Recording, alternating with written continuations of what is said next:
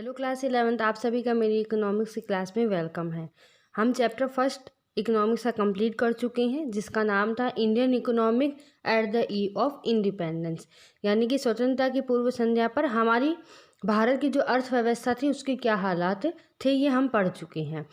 अब आगे आपके जो बुक है उसमें इस तरीके से डिवाइडेशन है कि स्वतंत्रता के बाद से लेकर के अब तक की जो अर्थव्यवस्था है, जो इकोनॉमी का, उसको अलग अलग चैप्टर में डिवाइड किया गया है। तो अब सेकंड जो चैप्टर है उसमें आपके 1950 से लेकर के 1990 तक, ठीक है ना, 1950 से लेकर के 1990 तक की जो इकोनॉमी का उसको समझाया गया है। उसके बाद में आगे की 1991 से लेकर के आगे का जो भी इकोनॉमी का वो आपके चैप्टर नंबर 3 में बताया गया। तो हम चैप्टर नंबर 2 स्टार्ट करते हैं। इंडियन इकोनॉमिक 1950 से लेकर के 1990 तक की स्टोरी के रूप में हम पढ़ेंगे। बहुत ही इंटरेस्टिंग है, क्योंकि हम देखेंगे, हमें पता है कि हमारी जो ब्रिटिश गवर्नमेंट थी वो क्या हमारी परिस्थिति करके चली गई थी, उससे हमने किस अच्छे रूप से हमने हमारी इकोनॉमी को डेवलप किया है वो हम समझेंगे। तो यहाँ आपको बताया गया कि इंडियन इकोनॉमिक में कहा गया है कि गवर्नमेंट ने किस तरीके से पॉलिसी की, किस तरीके से एक अच्छा नया चेंज करके आया, वो हम पढ़ते हैं। Government adopted the technique of progressive economic policy. Government ने क्या अडॉप्ट किया था? एक टेक्निकल और एक प्रोग्रेसिव इकोनॉमिक प्लान उन्होंने क्या किया था? अडॉप्ट किया था, क्योंकि बहुत दयनीय स्थिति हो चुकी थी। अब वो बहुत एक स्पीडली, या मैं ये कहूँ कि बहुत तेज़ गति से अपने इकोनॉमी को क्या करना चाहते थे? ग्रोथ करना चाहते थे इकोनॉमिक की। तो उस समय उन्हें क्या चाहिए था? एक टेक्निकली जो प्रोग्रेसिव, जो एक प्रगतिशील उनको प्लानिंग चाहिए था। तो हम देखते हैं कि इंडियन, सेकंड पॉइंट है, Indian government with prime minister fame the planning commission on March 1950 and adopted 5-year plan. 1950 में क्या हुआ कि प्राइम मिनिस्टर ने एक प्लानिंग कमीशन की स्थापना करी, जो कि आज आप क्लास 10 में भी पढ़ के आए होंगे। आज वो क्या कहलाता है? नीति आयोग के नाम से कहलाता है। प्लानिंग कमीशन किस नाम से कहलाता है? नीति आयोग, जिसके बारे में आप पढ़ के आए होंगे। तो ये हमारी इकोनॉमी को किस तरीके से डेवलप किया जाएगा, इसका पूरा प्लान बना करके देता है।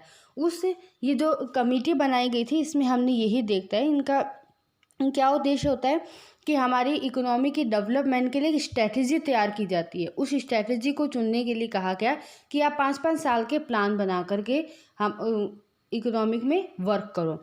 जैसे सपोज मैं एग्जांपल यही दूंगी कि हमारे एग्ज़ाम जब भी पास आने होते हैं, या फिर हम नई क्लास में जब स्टडी स्टार्ट करना होता है, तो हम यही प्लान करके स्टार्ट में करते हैं कि हमें इस बार 90 अबव नंबर लेकर के आना है। जैसे जैसे आपका मार्च में एग्ज़ाम आता है, तो आप अपने रिवीजन की भी क्या करते हो? प्लानिंग करते हो। यानी कि कोई भी चीज़ स्टार्ट करने से पहले आप उसकी क्या करते हो? प्लानिंग यानी कि इसमें क्या करते हो? स्ट्रेटेजी करते हो कि हमें हमारा जो गोल है वो अच्छे से अचीव हो सके। तो उसी तरीके से अब इंडियन इकोनॉमी के सामने ये एक, प्राइम मिनिस्टर के सामने ये एक बहुत बड़ा चैलेंज था कि अब उसके इकोनॉमिक उसके ऊपर है कि वो किस तरीके से डेवलप करे। तो वो एक प्लान बना करके चला था। जो ये प्लान बनाने का, जो स्ट्रेटजी बनाने का जो ये कमेटी थी, उसे क्या कहा गया था? प्लानिंग कमीशन कहा गया था। उसका गठन मार्च 1950 में हुआ था। आज वो नीति आयोग के नाम से जाना जाता है,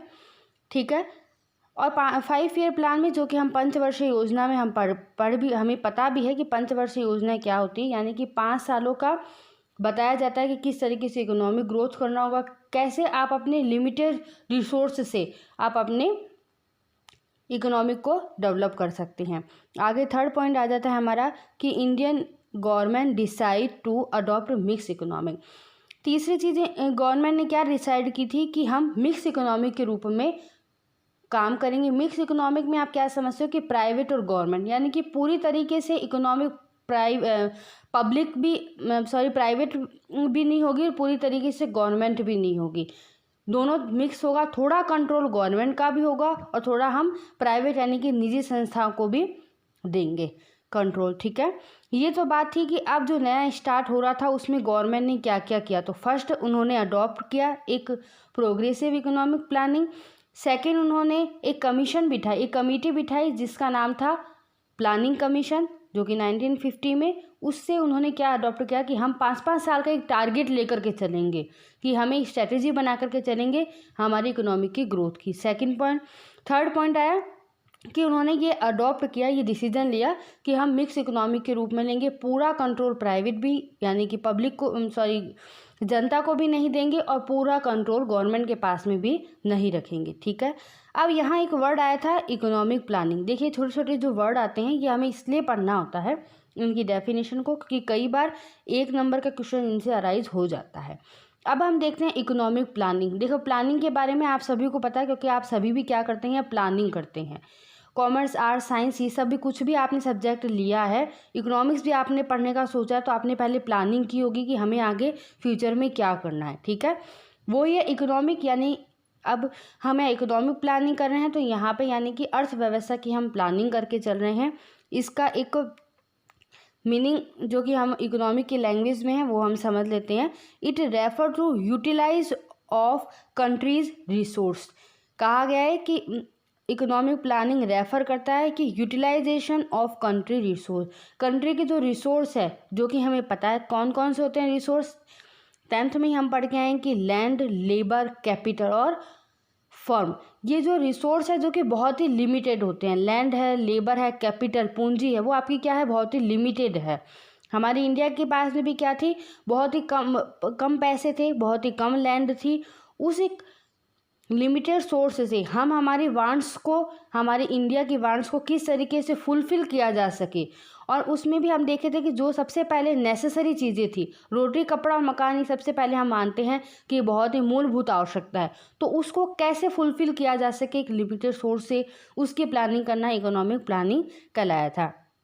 कहा गया it refer to the utilisation of country resource in different development activity in according to national priorities, कि राष्ट्र की क्या प्रायोरिटीज़ है उसके अकॉर्डिंग हम प्लानिंग बना करके काम करें।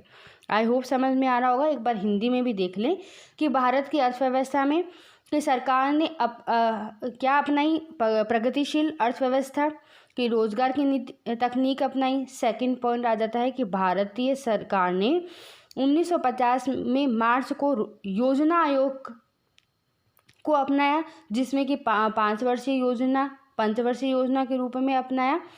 भारतीय सरकार ने क्या किया कि मिश्रित अर्थव्यवस्था को अपनाने का फैसला लिया। अब हम देखते हैं आर्थिक योजना क्या होती है। हमने राष्ट्रीय प्राथमिकताओं के अनुसार विभिन्न विकास गतिविधियों में देशों के संसाधनों का उपयोग का उल्लेख यहाँ पे आपको किया गया है। आगे देखते हैं कि गोल ऑफ प्लानिंग यानी कि क्या उद्देश्य था इस प्लानिंग का। देखिए जब वर्ड आता है गोल यानी कि उद्देश्य था, मैं यहाँ आपको बताऊंगी कि गोल 2 टाइप्स के हो सकते हैं, ठीक है ना, कि एक तो लॉन्ग टर्म और एक शॉर्ट टर्म।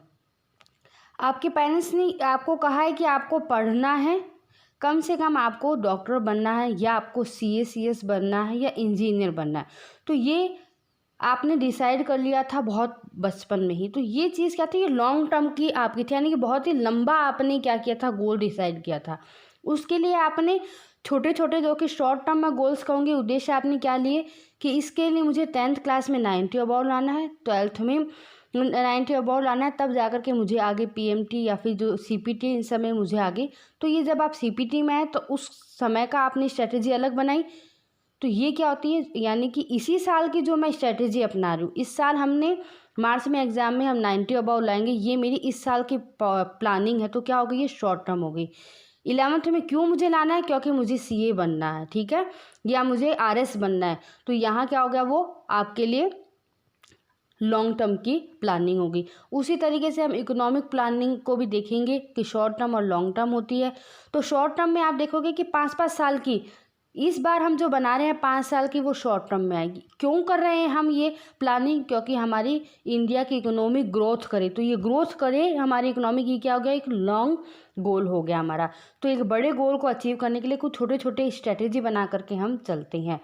तो हम यहाँ चैप्टर में अभी पंचवर्षीय योजना जो थी उसकी फर्स्ट अभी तक कितनी आ चुकी है, हमारी 12 पंचवर्षीय योजना आ गई है। 12 5 ईयर्स प्लानिंग आ चुकी है हमारी, जो कि 2017 तक की है। जो फर्स्ट प्लानिंग थी वो हमारी ये देखिए कई बार क्या होता है, ये सन वगैरह बहुत इंपॉर्टेंट हो जाते हैं, 1 नंबर या आधे नंबर में पूछ लिया जाता है कि फर्स्ट 5 ईयर प्लानिंग कब स्टार्ट हुई थी। तो 1 अप्रैल 1951 से 31 मार्च 1956 तक 1956 तक हमारी फर्स्ट पंचवर्षीय योजना चली थी, जिसका मेन ऑब्जेक्ट क्या है, ये 5 ईयर का जो भी मेन ऑब्जेक्ट था वो हम लेकर के चलेंगे। तो फर्स्ट हमारा क्या था, ये देखिए बहुत इंपॉर्टेंट है, ये 3 नंबर में आपसे पूछा जाता है कि प्रथम पंचवर्षीय योजना का क्या उद्देश्य था, वो समझाएं आपको। What is object of 5 years first 5 year plan, ठीक है ना। तो हमारा सबसे पहला उद्देश्य ये था, ये बहुत मैंने शॉर्ट रूप में आपको पॉइंट बता दिए हैं, ये आप अपने दिमाग में एकदम फिक्स कर लें। ये जब तक आप पॉइंट क्वेश्चन में नहीं लिख करके आएंगे आपके नंबर नहीं बन पाएंगे। इकोनॉमिक ग्रोथ, यानी इकोनॉमिक ग्रोथ से यहाँ ये मैं बताऊँ कि यहाँ इकोनॉमिक ग्रोथ में कहा गया है कि इंक्रीज करना इन प्रोडक्टिविटी में या प्रोडक्शन की कैपेसिटी में, ठीक है ना। पहले 1 टन का ही प्रोडक्शन होता था, उसको इंक्रीज करना, प्रोडक्शन की क्वालिटी को इंक्रीज करना, उसकी कैपेसिटी को इंक्रीज करना क्या कहलाता है, इकोनॉमिक ग्रोथ में आता है, ठीक है। सेकंड वन आ जाता है हमारा मॉडर्नाइजेशन। मॉडर्नाइजेशन क्या होता है कि 2 टाइप से हम यहाँ बताएंगे। केवल आप नई मशीन लेकर के आ गए, आप उसमें मॉडर्न हो गए, वो नहीं होता है। आपकी अपनी सोच को भी क्या करना होगा, मॉडर्न करना होगा, एडवांस करना होगा। कैसे, देखते हैं। अडॉप्शन न्यू टेक्निक, एक तो फर्स्ट हो गया आपका मॉडर्नाइज में कि अडॉप्शन किया आपने न्यू टेक्निक को। पहले लोग हाथों से ही खेती करते थे, अब ट्रैक्टर्स आए, अब और नई मशीनें आ गई, ठीक है ना। सिंचाई के भी अलग अलग साधन हो गए, पहले केवल बारिश में डिपेंड होते थे, अब नई नई यहाँ पे ट्यूबवेल्स वगैरह आ गए, सोलर प्लांट भी लगने लग गए। तो ये आप ठीक है, आप मॉडर्न हो रहे हो।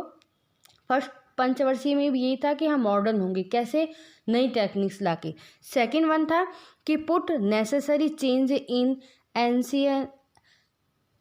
एंशियंट मीनिंगलेस रिचुअल, यानी कि रिचुअल का मतलब यहाँ ये है कि जो भी ये बहुत ही गंदी जो प्रथा उस समय थी, प्रथा में क्या क्या था, जैसे कि बाल विवाह हो जाना, गर्ल्स को एजुकेशन नहीं देना, ये जो बहुत ही अजीब सी जो प्रथाएं थी, सबसे पहले उनको ख़त्म करना। यानी आप अपने दिमाग, अपनी सोच से पहले मॉडर्न हो। ये जो भी बैकवर्ड चीज़ें हैं उन सभी को पीछे छोड़ना था हमें। उस तरीके से भी हमें क्या होना था, मॉडर्न होना था। टेक्निक्स के साथ साथ हमें हमारी सोच को भी मॉडर्न करना था, ठीक है। थर्ड हमारा क्या ऑब्जेक्ट था पंचवर्षीय, प्रथम पंचवर्षीय का, कि फुल एम्प्लॉयमेंट। देखिए फुल एम्प्लॉयमेंट यानी कि यहाँ आप कई स्टूडेंट्स ये गलती कर ही आते हैं कि फुल एम्प्लॉयमेंट का मतलब होता है, वो ऐसा समझ लेते हैं कि पूरे देश में एक भी जना बेरोजगार नहीं होगा, सभी को रोजगार मिलेगा। इसका मतलब ये नहीं होता। फुल एम्प्लॉयमेंट का मतलब ये होता है कि those able to work and willing to work, कि कोई भी पीपल की यानी कि पर्सन की वर्क करने की इच्छा है और वो उसके कैपेबल है, विलिंगनेस भी है और उसमें एबल भी है, एजुकेटेड है उसकी, और उसको वर्क करने की इच्छा है, यानी कि रोज़गार करने की इच्छा है, पर उसे काम नहीं मिल रहा है, वो क्या होता है, बेरोज़गार होता है। पर यहाँ हम देखेंगे कि फुल एम्प्लॉयमेंट कैसे। अब आप देख रहे हो कि एक अच्छा पढ़ा लिखा है पर उसे काम करने की इच्छा नहीं कि मैं काम नहीं करूँगा, या काम भी करूँगा तो 20,000 मिल रहे हैं पर मैं वहाँ पे 30,000 लूँ तभी काम करूँगा, नहीं तो मैं खाली बैठा हूँ। तो ऐसे लोगों को हम अनएम्प्लॉयमेंट नहीं कह सकते। आपको काम मिल रहा है, जितने भी पैसे में काम मिल रहा है, आप उस लायक हो, वो काम आप करो, ठीक है। तो कहा गया है कि those able to work and willing to work at existing wages rate, यानी कि जो मजदूरी दर उस समय चल रही है उसमें आप उस काम करने की इच्छुक हो और आप उसमें एबिलिटी रखते हो, वो क्या कहलाएगा, फुल एम्प्लॉयमेंट कहलाएगा। कोई भी पर्सन है बैठा है, वो बोलेगा मैं सीधे मैनेजमेंट करूँगा या सीधे एक मैनेजर की पोस्ट लूँगा, नहीं तो मैं कोई भी वर्क नहीं करूँगा, ऐसे लोगों को हम अनएम्प्लॉयमेंट नहीं कहेंगे, ठीक है। अनएम्प्लॉयमेंट उसे कहा जाता है कि जो उसको उसके लायक काम नहीं मिल रहा हो, ठीक है। आई होप समझ में आ रहा होगा। फोर्थ पॉइंट हमारा आ जाता है इक्विटी। इक्विटी का मतलब ये नहीं कि हमेशा फीमेल और मेल से इक्विटी करो, समानता करो, ऐसा नहीं है। यहाँ इस इक्विटी का मतलब ये हो जाता है कि आप इकोनॉमिक और वेल्थ, यानी कि आप अपनी आय से वेल्थ से। कैसे कि अमीर अमीर ही रह रहा है, गरीब गरीब ही रह रहा है। ये जो प्रथा थी इसको दूर करना था। हमारा क्या उद्देश्य था पंचवर्षीय का, प्रथम पंचवर्षीय का, कि जो गरीब गरीब है, अमीर अमीर है, उस चीज़ को दूर करने का ये जो कोशिश चल रही है ना, ये 1950 से चल रही है, ठीक है ना। पर शायद अभी तक पूरी नहीं हो पाई है, पर कैसे पूरी होगी इसके भी हमें करना पड़ेगा कुछ प्रयास। तो यहाँ है कि इक्विटी का मतलब यहाँ पे क्या है, पहले वो समझ लें कि हम सभी में समानता आ जाए, उनकी इनकम से और उनकी वेल्थ से। कैसे आती है, इसके लिए गवर्नमेंट ने प्लान भी किया था कि जो बहुत ज़्यादा अमीर थे उनसे क्या किया जाता है, टैक्स लिया जाता है, ठीक है, क्योंकि उनके पास भी ज़रूरत से ज़्यादा पैसा, वो उन्हें उनकी वैल्यू नहीं, तो वहाँ से क्या किया जाता है, टैक्स लिया जाता है। और गरीबों को क्या दिया जाता है, सब्सिडी, यानी कि उनको अनुदान दिया जाता है, जैसे कि अभी सिलेंडर में मिल रहा है या फिर राशन कार्ड वगैरह में, तो उनके टैक्स से इनको सब्सिडी दे दिया जाता है। इससे भी वो कोशिश कर रही है कि हमारी जो पॉपुलेशन है वो कैसे हो जाए, इक्वलिटी हो जाए उनमें, ठीक है।